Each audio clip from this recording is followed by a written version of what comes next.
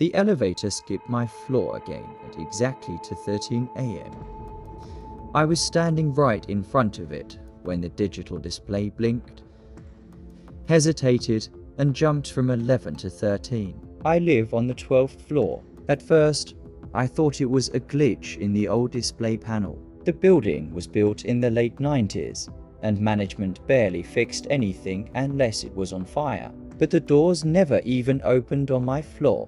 Every night that week, I stayed awake just to watch it. The hallway outside my apartment was narrow, with beige walls and dim motion lights that hummed faintly. At 2:13 a.m., the elevator would rise, pause, and skip 12 like it didn't exist. I checked the other elevator across the hall. It worked fine and stopped normally on every floor. Only the left one avoided mine.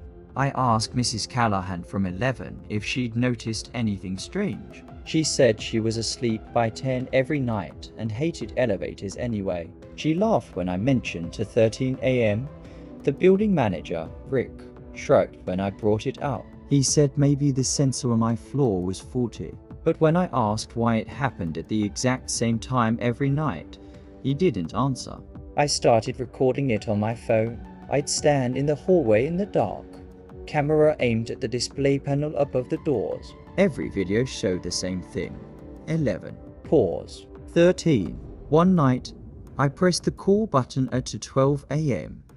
The elevator was on the 9th floor moving up. My finger hovered over the button as the numbers climbed. It slowed down like it was about to stop. Then the lights inside flickered. The number 12 flashed for half a second, and it kept going. The doors never opened. The motor sound didn't even change. I checked the footage frame by frame later. For a single frame, the number 12 wasn't just lit, it was red. The next morning, I requested access to the building's security logs. Rick hesitated, but eventually printed the elevator movement report for the past week. There was a recorded stop on the 12th floor every night at 2:13 a.m. I felt my stomach drop when I read that. The log said the doors opened. The log said someone triggered the weight sensor, but I was standing there every time. The doors never opened. I started staying inside my apartment at 2:13 instead of in the hallway. I turned off all the lights and stood by my door,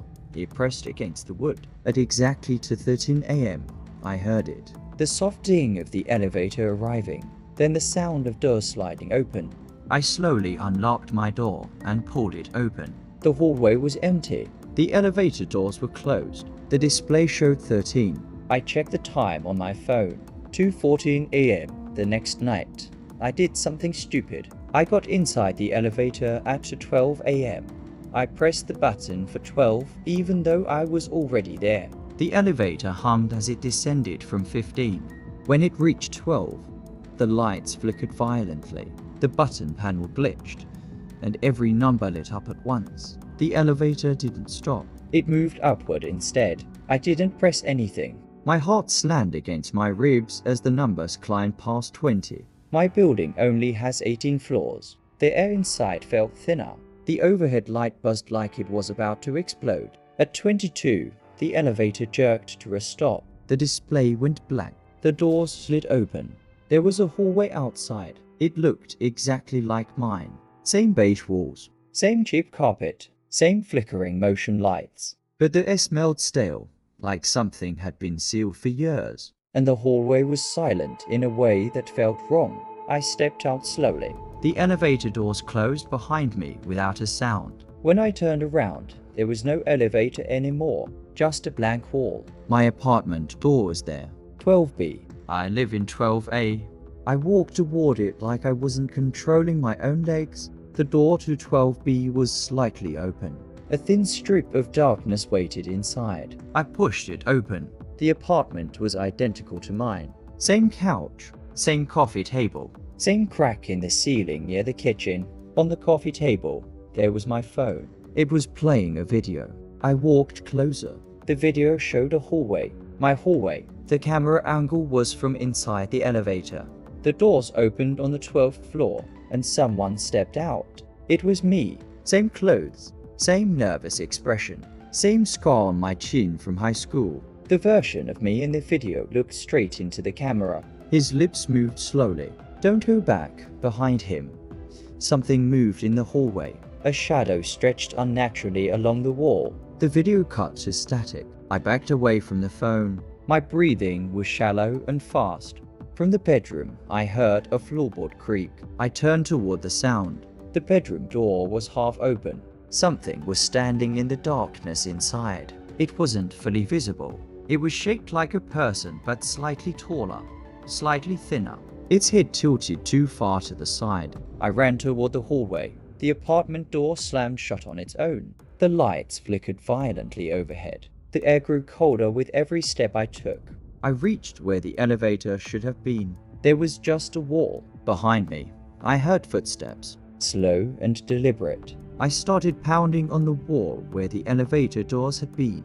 Open, I whispered, not sure who I was talking to. The wall rippled under my hands. Metal doors formed out of the surface like something breathing into shape. They slid open instantly. I threw myself inside. The interior looked normal again. Stainless steel walls, fluorescent light, floor buttons. But there was a new button at the top. It was glowing red. I pressed it. The elevator began descending rapidly. The numbers dropped from 22 to 18 in a second. I felt something hit the roof of the elevator from above. A heavy thud that dented the metal inward. The lights went out completely. The elevator stopped. The doors opened. I was back in my hallway. Everything looked normal, quiet. Still, I checked my phone. 2:14 a.m. The next morning, I checked the security logs again. There was a stop recorded at 2:13 a.m. on the 12th floor. Duration, 28 seconds. Weight detected, 2 occupants. I was alone. That night, I didn't go into the hallway. I locked my door and pushed the couch against it. At 2:13 a.m., my apartment lights flickered. From outside my door, I heard the soft ding of the elevator. I didn't move. I didn't breathe. Another knock came, louder this time. A voice spoke from the hallway. It sounded exactly like mine. The door handle slowly began to turn. I held the couch in place with everything I had. My arms shook violently. The voice on the other side whispered, "It's your turn to stay." The hallway lights flickered through the cracks in the door. I checked my phone with trembling hands. It was 2:13 a.m., and I was standing inside the elevator. The display above the doors read 11.